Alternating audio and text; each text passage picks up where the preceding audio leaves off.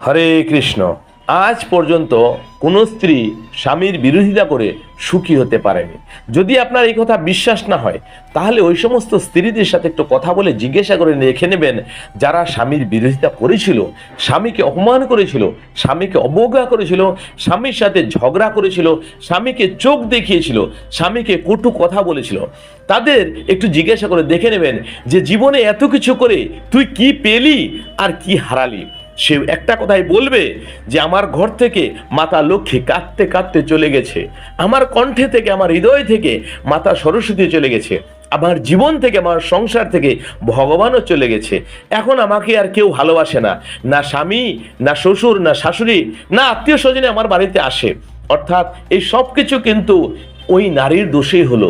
সেই নারী তার একমাত্র দেবতা, একমাত্র ভগবান তাকে সন্তুষ্ট করতে পারলো না, যে তার সারা জীবনের দায়িত্ব নিয়ে নিয়েছে, তার ভরণ পোষণ, রক্ষণাবেক্ষণ, যত্ন আদি, অসুখ বিসুখ সব কিছু দায়িত্ব নিয়েছে, তাকে শুধু মুখ দিয়ে সন্তুষ্ট করতে পারো না। কেননা দেহ দিয়ে, জিসম দিয়ে তো বেশ্যাও কিছুক্ষণের জন্য শান্তি দিয়ে দেয়, কিন্তু সবসময় সব পুরুষেরা শুধু নারীর শরীরকেই উপভোগ করতে চায় না। অনেক পুরুষ আছে, অনেক স্বামী আছে, তারা স্ত্রীর মুখের হাসিটা বা তার মনের ভালোবাসাটাকেই এনজয় করে, সেটা দেখেই সে বেঁচে থাকে।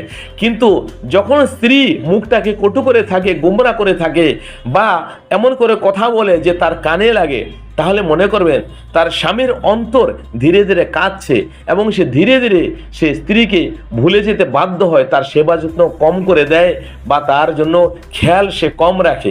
কিন্তু সেটা বুঝতে পারে না, সেভাবে স্বামী এখন কিছু বলছে না। যখন মনে করবেন স্বামী চুপ হয়ে গেছে, বড় বড় ভুল করলো, আপনাকে কিছু বলছে না, তখন আপনাকে বুঝে নিতে হবে আপনি হারিয়ে ফেলেছেন তাকে। আপনি যখন ওর কাছে ছিলেন, যখন আপনার ছোট ছোট ভুলে স্বামী আপনাকে বলতো, তখন সে আপনার আপন ছিল।